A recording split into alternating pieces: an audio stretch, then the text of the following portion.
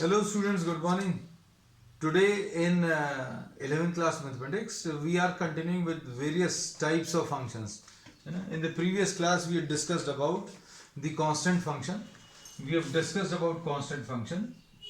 We have discussed about identity function.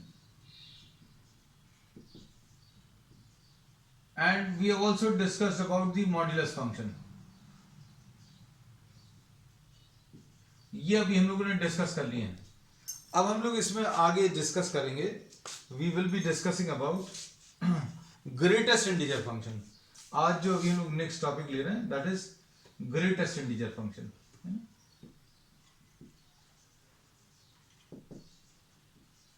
इसको अभी हम लोग GIF greatest integer function short में ऐसा भी बोलते हैं. ग्रेटेस्ट इंटीजर फंक्शन इसको अभी हम लोग ऐसा कुछ रिप्रेजेंट करते हैं सिंपल स्क्वायर ब्रैकेट से. ऐसा कुछ represent, this is termed as greatest integer function. या फिर इसको अभी हम लोग ऐसा भी रिप्रेजेंट करते हैं. तो इसके दो टाइप के रिप्रेजेंटेशन. और इसको अभी हम लोग स्टेप फंक्शन भी बोलते हैं. ग्रेटेस्ट इंटीजर फंक्शन को स्टेप फंक्शन भी बोलते हैं या फ्लोर फंक्शन भी बोलते हैं. तो ये तो अभी हमने नाम बताया और सिर्फ इसका नोटेशन बताया. अब ये करता क्या है, तो अभी हमने यही बोला कि आपको सिंपल लैंग्वेज में अगर बोलें तो ये ग्रेटेस्ट इंटीजर फंक्शन हो या कोई भी फंक्शन हो, ये कुछ मशीन्स हैं जिनमें आप कुछ इनपुट देंगे और ये कुछ इनपुट देने पर कुछ ही आउटपुट देगा. तो इनपुट जो अभी हम लोग देते हैं, जो इनपुट यानी x को जो वैल्यूज अभी आप देंगे उसको अभी हम लोग डोमेन बोलते हैं. जो भी आप x रख सकते हो या रखने वाले हो उसको डोमेन बोलेंगे. अब इसमें आउटपुट जो आएगा उसको अभी हम लोग y से रिप्रेजेंट करते हैं या fx से रिप्रेजेंट करते हैं. आइदर दिस इज y और दिस इज fx, है ना. और इसको अभी हम लोग रेंज बोलते हैं. तो भाई जो आपने x की वैल्यूज इसमें इनपुट करी, वो x की वैल्यू इनपुट करने पर क्या आउटपुट आ रहा है उसको अभी हम लोग क्या बोलते हैं, range. This is termed as range. अब देखो, अब अच्छे से समझने की कोशिश करना. ये क्या बताता है, दिस गिव्स अस व्हाट. अगर इसका आंसर अभी हमें स्टेटमेंट फॉर्म में लिखना है तो इसमें लिखेंगे ग्रेटेस्ट इंटीजर. नाम से ही क्लियर है, ग्रेटेस्ट इंटीजर स्मॉलर देन और इक्वल टू x.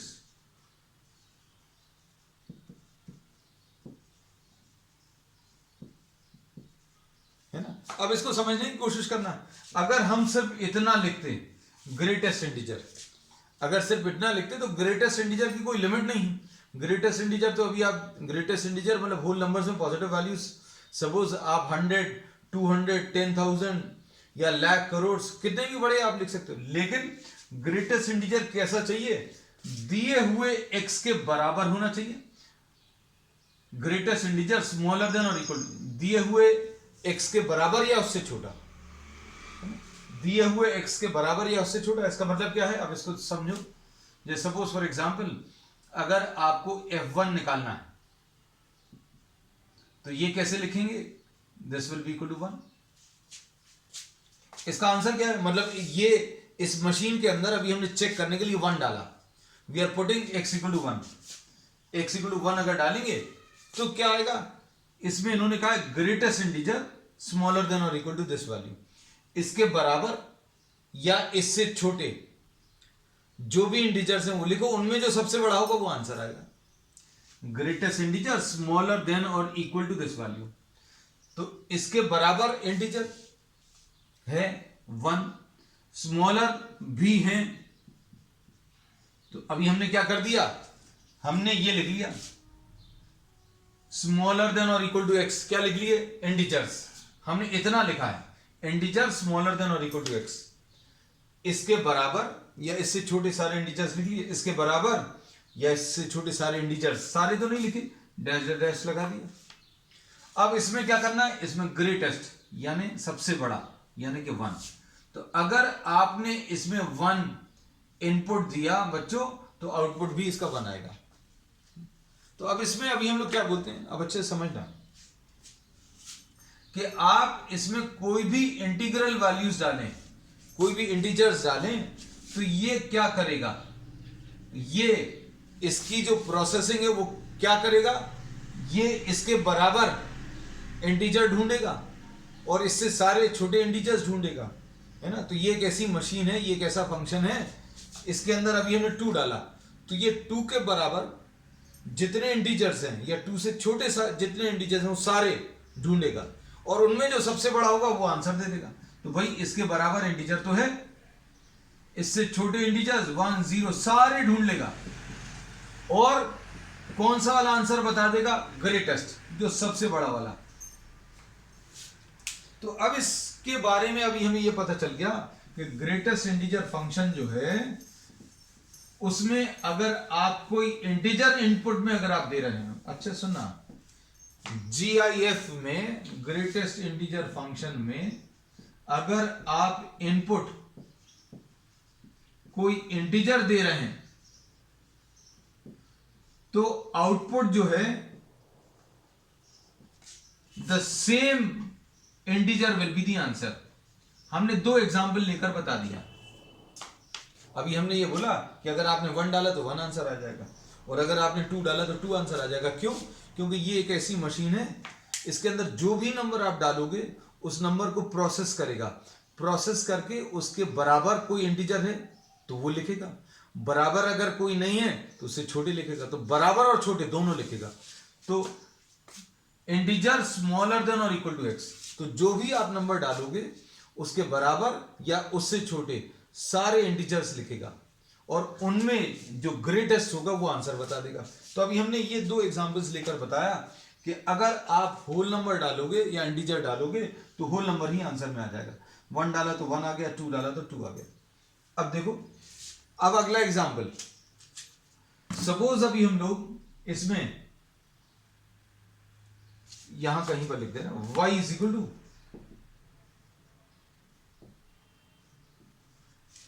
अब नॉन इंटीग्रल वैल्यूज डाली, नॉन इंटीग्रल वैल्यूज मतलब 1.1 डाल दिया।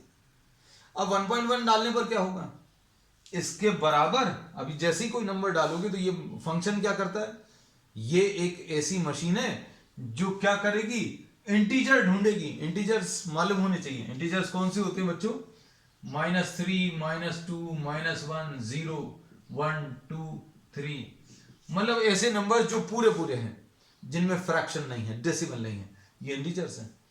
तो ये ग्रेटेस्ट इंटीजर फंक्शन क्या करता है, इसके अंदर आप कोई भी नंबर इनपुट में डालोगे इसकी प्रोसेसिंग शुरू हो जाएगी। प्रोसेसिंग कैसी होगी, प्रोसेसिंग ये है कि जो भी नंबर आपने इसके अंदर डाला है उसके बराबर या उससे छोटे सारे इंटीजर्स वो ढूंढेगा। अब इसके बराबर कोई इंटीजर तो है नहीं इसके बराबर, क्योंकि ये फ्रैक्शन है, फ्रैक्शनल वैल्यू यानी डेसिमल वैल्यूज है, तो बराबर में तो नहीं है, लेकिन छोटे वाले नंबर ढूंढ लेगा। तो इसमें अभी हम लोग बोलेंगे इसमें इसने जो इंटीजर्स ढूंढ के निकाले 1 0 -1 -2 -3,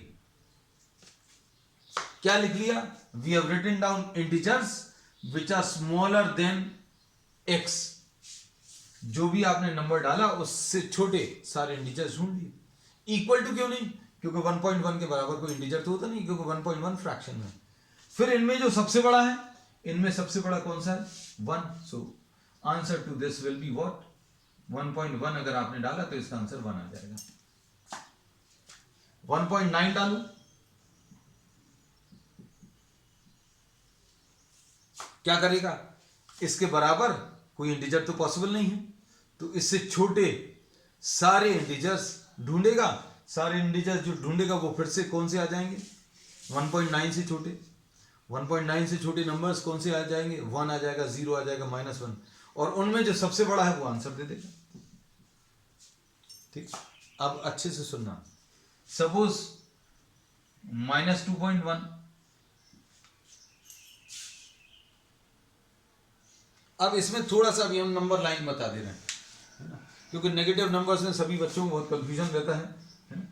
अब नंबर लाइन पर ये नंबर्स मार्क करें, ये सपोज 0 है बच्चों, ये -1 है, ये -2 है, ये -2.1, ऐसा कुछ।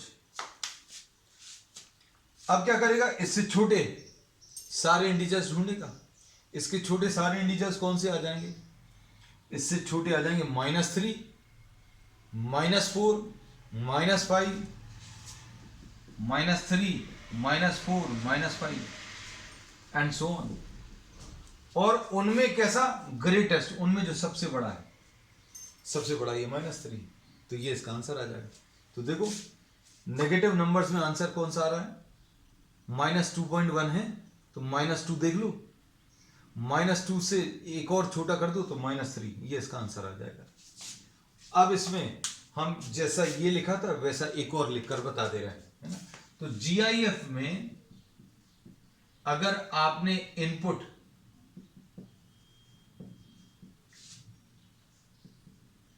नॉन इंटीग्रल वैल्यूज डाली,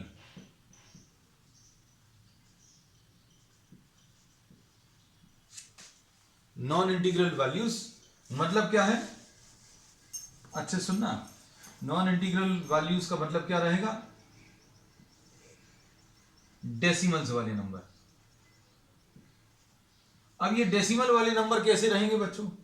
इसमें एक इंटीग्रल पार्ट रहेगा, जैसे अभी हम लोग बोले 1.1, तो इसको अभी हम लोग क्या बोलेंगे? ये 1 रहेगा, ये इंटीग्रल वैल्यू और ये फ्रैक्शनल पार्ट। तो इसमें अभी हम लोग क्या बोलेंगे? इसका जो आंसर आएगा वो कैसा बताएंगे अभी हम लोग? एक तो इंटीग्रल वैल्यू रहेगी प्लस डेसिमल पार्ट रहेगा। अब इसका एग्जाम्पल अभी हम बता दे रहे हैं, इसी में लिखते रहे ताकि अभी आप नोट कर पाओ इसको। जैसे ये 2.1, नॉन इंटीग्रल वैल्यू 2.1 डाली, तो अभी हम लोग क्या बोलेंगे? इस 2.1 को कैसा लिखोगे? इंटीग्रल वैल्यू यानी पूरी वैल्यू 2 है और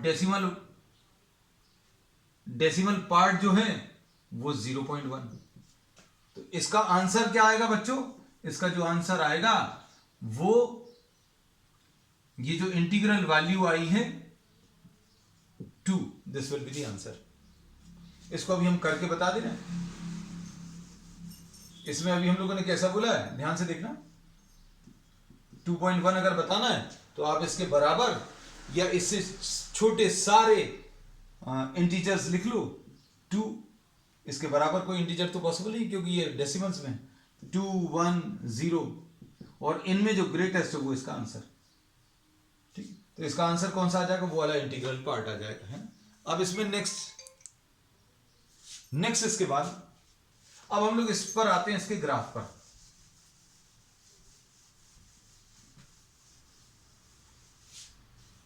देखना इसका ग्राफ जो है ये भी इंपॉर्टेंट है, क्योंकि ये कई जगह आपको यूज होगा, है ना। अब ग्राफ के लिए थोड़ा सा आपको ज़्यादा मेहनत करनी पड़ेगी इसमें, क्योंकि बहुत सारी वैल्यूज आपको इंटीग्रल वैल्यूज और नॉन इंटीग्रल वैल्यूज प्लॉट करनी पड़ेगी, है ना। तो हम लोग क्या कर रहे हैं,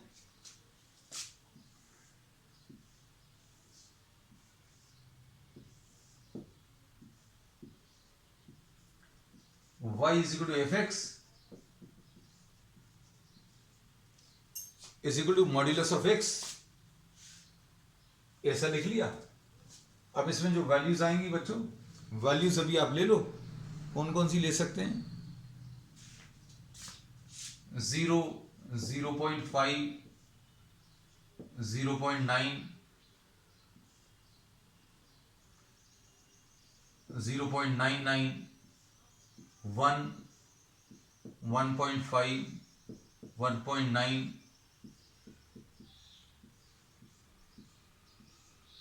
हम इतनी सारी वैल्यूज निकाल रहे हैं इसमें, और किसी में अभी हम लोगों ने इतनी सारी वैल्यूज नहीं ली थी, क्योंकि आपको कॉन्सेप्चुअली क्लियर रहे अभी आप कर क्या रहे हैं, है ना। जैसे अगर आप इसमें 0 डालोगे तो 0 कैसी वैल्यू है? इंटीग्रल वैल्यू है। अगर आप पूरा नंबर डाल रहे हो तो ये पूरा नंबर ही इसका आंसर आ जाएगा, इसमें ज्यादा सोचने वाली बात नहीं। क्यों? क्योंकि आपको क्या लिखना है? इसके बराबर या इससे छोटे सारे इंटीजर्स, इसके बराबर एक इंटीजर पॉसिबल है 1, क्योंकि इंटीग्रल वैल्यू है, और छोटे भी लिख लिए, और इनमें जो सबसे बड़ा है वो इसका आंसर, तो 1 आ गया।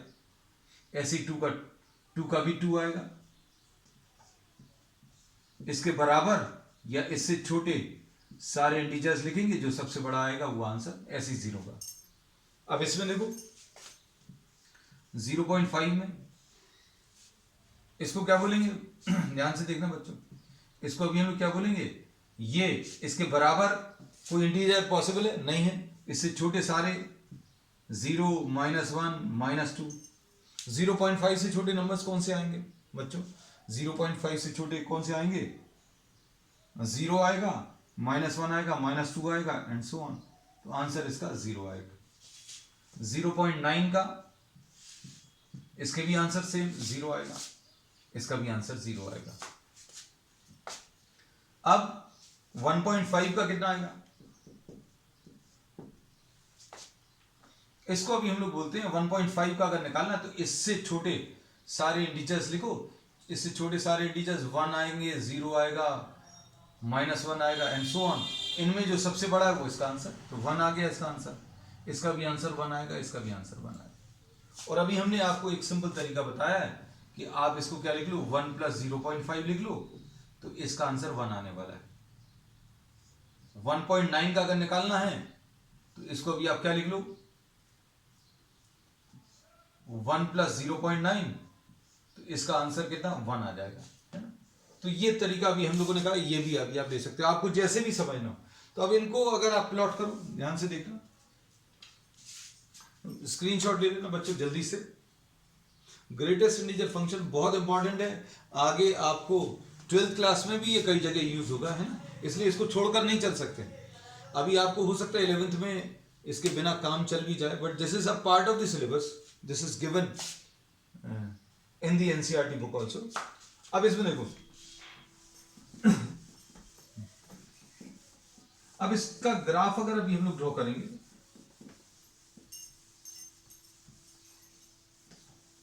ग्राफ बहुत मुश्किल नहीं है बच्चों।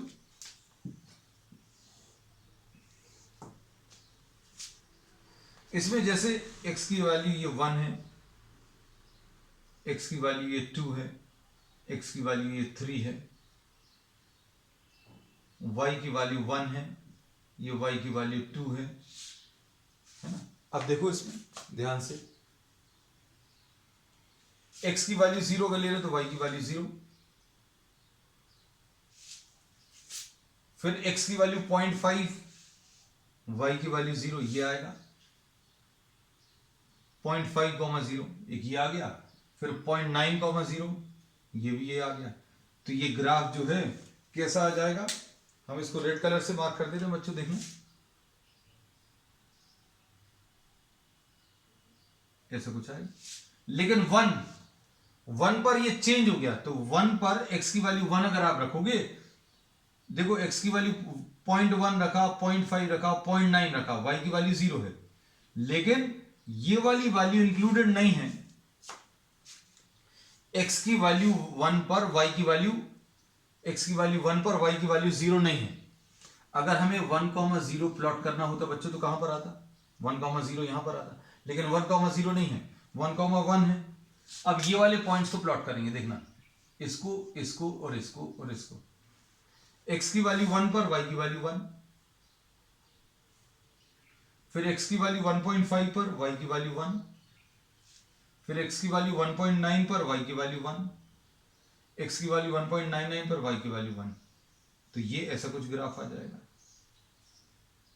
और इसमें 2, x = 2 पर, x = 2 पर y की वैल्यू, आप कितने भी नजदीक पहुंच जाओ, x की वैल्यू 1, 1.5, 1.9, 1.99, y की वैल्यू 1 आ रही है, लेकिन ये x = 2 पर, x की वैल्यू 2 पर y की वैल्यू 1 नहीं है, x की वैल्यू 2 पर y की वैल्यू 1 नहीं है। ये कैसे पता चलता है, x की वैल्यू 2 पर y की वैल्यू 2 आ रही है, तो ग्राफ पर कैसे दिखाएंगे, x की वैल्यू 2 पर y की वैल्यू 1 नहीं है, इसके लिए अभी हम लोग क्या करेंगे, एक एम्प्टी सर्कल ड्रॉ कर देंगे,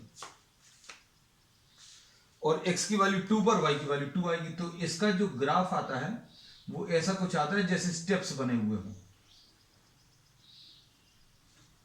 अब जैसे x की वैल्यू 2 पर देखो, x की वैल्यू 2 पर आपको दो वैल्यूज दिख रही होंगी, x की वैल्यू 2 पर एक ये वैल्यू दिख रही है और एक ये दिख रही है, इसमें x की वैल्यू 2 पर ये सर्कल वाली वैल्यू इंक्लूडेड नहीं है, मतलब x की वैल्यू 2 पर y की वैल्यू 1 नहीं है। देखो दिख भी रहा है, x की वैल्यू 2 पर y की वैल्यू 2 है, x की वैल्यू 2 पर y की वैल्यू 2 है, और जो वैल्यू इंक्लूडेड है उसमें अभी हम लोग क्या करते हैं, एक डार्क स्पॉट बना देते हैं। तो डार्क स्पॉट बना दिए। अब ऐसे ही जनरलाइज करके अभी हम आगे का ग्राफ भी ड्रॉ कर सकते हैं बच्चों। ऐसा कुछ आएगा, इसलिए इसको अभी हम लोग क्या बोलते हैं, इसको स्टेप फंक्शन बोलते हैं। आगे की तरफ एम्प्टी सर्कल रहेगा, पीछे की तरफ ये डॉट रहेगा, है ना। तो ग्राफ इसका ड्रॉ कर लीजिए।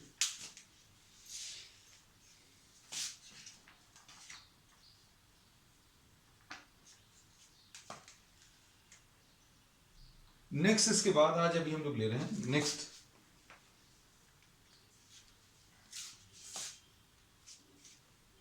Exponential function.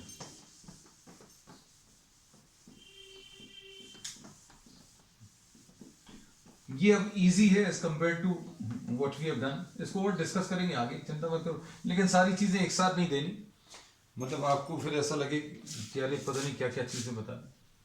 नेक्स्ट अभी हम लोग ले रहे हैं एक्सपोनेंशियल फंक्शन।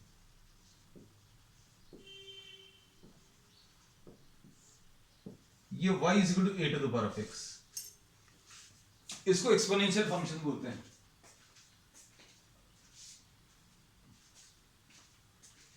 इसमें दो पॉसिबिलिटीज हैं। पहली पॉसिबिलिटी a ग्रेटर देन 1 और दूसरी पॉसिबिलिटी a स्मॉलर देन 1।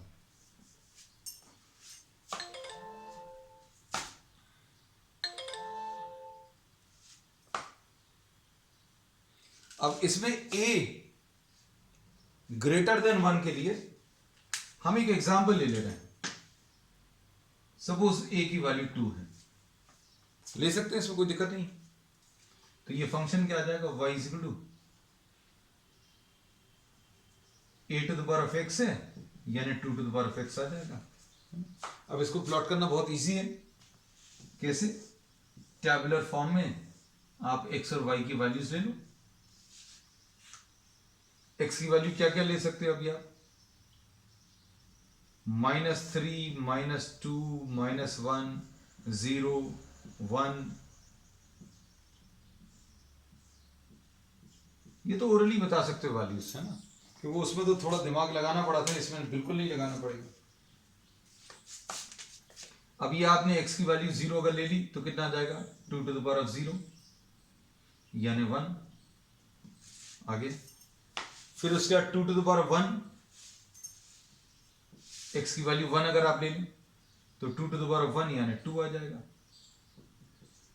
फिर 2 to the power of 2, x की वैल्यू 2 ले लें तो ये 4 आ जाएगा।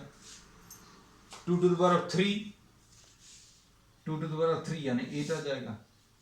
x की वैल्यू -1 ले लें बच्चों, x की वैल्यू -1 अगर आप लोगे तो 2 टू द पावर ऑफ -1 कितना आ जाएगा, 2 to the power of -1। x की जगह -1 अगर ले लिया तो ये 1/2 आ जाएगा, ये 1/4 आ जाएगा, ये 1/8 आ जाएगा, है ना।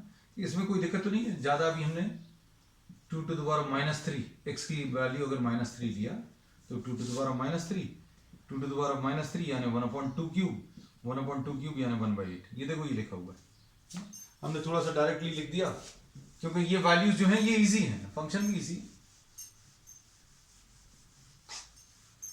अब प्लॉट करो।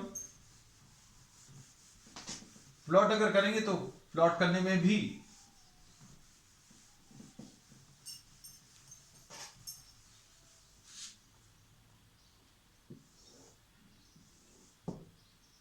x की वैल्यू 1, 2,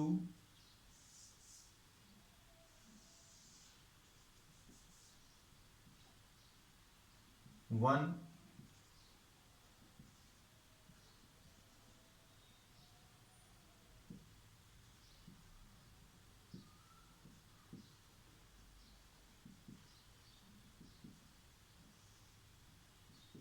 ऐसी कुछ।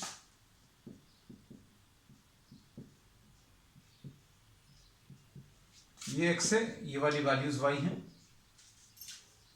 अब ये वाली वैल्यू से शुरू कर रहे हैं, इसको भी हम नाम दे दे रहे हैं A B C and D. 0,1 ये ए पॉइंट आ गया, 1,2 एक्स की वैल्यू 1 वाई की वैल्यू 2, ये बी पॉइंट आ गया, दिख रहा है शायद अच्छे से, 1,2 ठीक। उसके बाद क्या है 2,4 ये सी आ गया। फिर उसके बाद 3 पर 8, ये 5 6 7 और 8 यहां कहीं पर आएगा। फिर उसके बाद अब हम लोग ये वाला पॉइंट प्लॉट कर रहे हैं, ए डैश बी डैश और सी डैश। एक्स की वैल्यू -1 पर, एक्स की वैल्यू -1 पर, वाई की value 1/2,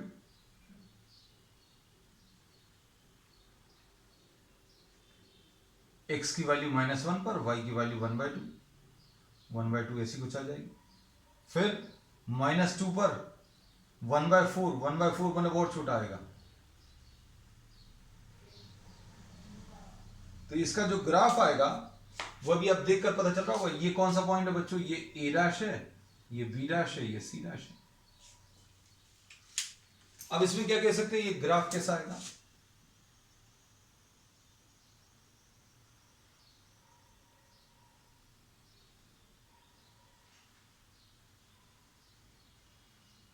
you have to join all these values by a smooth curve, ऐसा कुछ ग्राफ आएगा। तो ये एक्सपोनेंशियल फंक्शन है, इसमें अगर a ग्रेटर देन 1 है तो ऐसा कुछ आएगा, ठीक है। अब इसी में अगर a स्मॉलर देन 1 है, a की वैल्यू 1/2 ले लो, a की वैल्यू 1/2।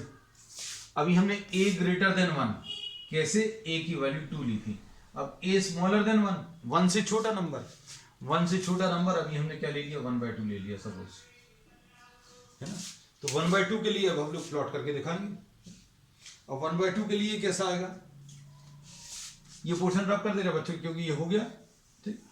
ये अब इजी है अब आगे के, क्योंकि ग्रेटेस्ट इंटीजर फंक्शन को देख के डर लग जाता है, लेकिन एक बार आपको डिटेल में बताना जरूरी था। And will be revising all this, don't worry, इसको फिर से एक बार और डिस्कस करेंगे आगे, क्योंकि कई जगह आना है और कई जगह इसको फिर से रिपीट भी करेंगे। तो a की वैल्यू 1/2 अगर ले लिया तो कितना आ जाएगा, y is equal to a to the power of x, यानी 1/2 to the power of x। इसमें a स्मॉलर देन 1 है तो a की वैल्यू 1/2 ले ली, तो ये कितना आ जाएगा, y इज इक्वल टू। अब फिर से क्या करने वाले हो आप, x और y की वैल्यूज ले लो, -3 -2 -1 0, वही वाली वैल्यूज है। 0 पर कितना आएगा, x की वैल्यू अगर 0 ले लें, 1/2 टू द पावर ऑफ 0 यानी 1/1 यानी 1 आएगा। ये तो वैल्यू बिल्कुल वैसी है ना। अब इसको अभी अपन ने a नाम दे दिया। अब x की वैल्यू 1 अगर रखें, हम वहीं पर करते जाएंगे बच्चों, देखना ध्यान से, और वैल्यूज भी लिखते जाएंगे। x की वैल्यू अगर 1 लिखेंगे तो कितना आ जाएगा, 1/2 टू द पावर ऑफ 1 यानी 1/2। x की वैल्यू 1 अगर रख दी तो ये 1/2 आ जाएगा, और 1/2 ये आ गया, ये 1/4 आ गया, ऐसे ये 1/8 आ जाएगा। अब माइनस वाली वैल्यू से इनको अभी अपन क्या नाम दे दे रहे हैं, इनको सपोज b1 b2 b3, या इसको a1 a2 और a3 नाम दे दिया। x की वैल्यू -1 रखो, x की वैल्यू -1 रखेंगे तो कितना आएगा, 2 टू द पावर -1, ऊपर जाकर कितना हो जाएगा, 2 टू द पावर 1 हो जाएगा, तो मतलब इसमें आंसर 2 आएगा। फिर x की वैल्यू -2 रखो, -2 अगर आप रखोगे तो कितना आएगा, 1/2 टू द पावर -2 यानी ये कितना आ जाएगा, 2 स्क्वायर यानी कि 4 आ जाएगा, 4 8। बस अब क्या वैल्यूज को प्लॉट कर लो, वैल्यूज को इसी ग्राफ पर अभी हम ड्रॉ कर देना, so that you are able to compare कि 2 to the power of x और 1/2 to the power of x का ग्राफ कैसा होता है ना? अब देखो x की वैल्यू 0 पर, y की वैल्यू 1, इसमें इसको अभी हम लोग बच्चों नाम दे दे रहे हैं b1, b2 और b3। x की वैल्यू 0 पर, y की वैल्यू 1, तो ये तो यही पॉइंट है। फिर उसके बाद x की वैल्यू 1 पर, y की वैल्यू 1/2, x की वैल्यू 1 पर, y की वैल्यू 1/2, तो ये पॉइंट आ गया। x की वैल्यू 1 पर, y की वैल्यू 1 इतनी है, तो ये 1/2 इधर आ जाएगा, तो इसको a1 मार्क कर दिया। x की वैल्यू 2 पर बच्चों 1/4, मतलब इसका भी आधा यहाँ कहीं पर आ जाएगा a2, और x की वैल्यू 3 पर ये और भी छोटा आएगा, तो ऐसा कुछ ग्राफ। तो 4 पॉइंट्स तो मिल गए अभी अपन को। फिर उसके बाद x की वैल्यू -1 पर, x की वैल्यू -1 पर 2, x की वैल्यू -1 पर, y की वैल्यू 2, फिर x की वैल्यू -2 पर,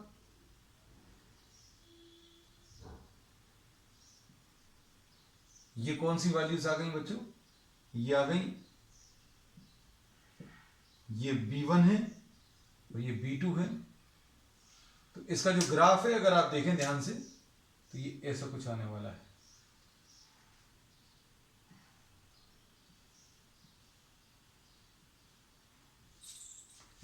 हमने एक ही ग्राफ पर इसलिए ड्रॉ कर दिए ताकि आपको कंपैरिजन करने को हो जाए, है ना। आप चाहो तो इसको अलग अलग ग्राफ पर ड्रॉ कर लेना, और दोनों कहां पर इंटरसेक्ट कर रही हैं, दोनों इस पॉइंट पर इंटरसेक्ट कर रहे हैं। तो एक्सपोनेंशियल फंक्शन में अभी हम लोगों ने ये स्पेसिफिक किसके लिए लिया था, we had taken this for some value 2, सिर्फ 2 के लिए लिया था। ऐसे बहुत सारे पॉसिबल है, मतलब y is equal to 3 to the power of x भी पॉसिबल है। तो बच्चों आज एक काम करना, y is equal to 3 to the power of x और y is equal to 1/3 to the power of x same graph पर प्लॉट करना, ठीक है। कुछ कुछ चीजें भी हम आपको होमवर्क में आज दे दे रहे हैं, and will be discussing the solutions on the next term. और दूसरा एक और अभी आप ले सकते हो, क्या, मॉड ऑफ x माइनस 1। एक क्वेश्चन ये हो गया, दूसरा ये हो गया, तीसरा ये, चौथा y is equal to x minus 2, ये ले लो, और पांचवा y is equal to mod of x plus 1, है ना। ये जरूर करना, क्योंकि अभी हम इनसे रिलेटेड कुछ रिजल्ट्स अभी आपसे डिस्कस करेंगे। तो बच्चों आज के लिए इतना है, we will continue with some more types of functions on the next time. That's all for today.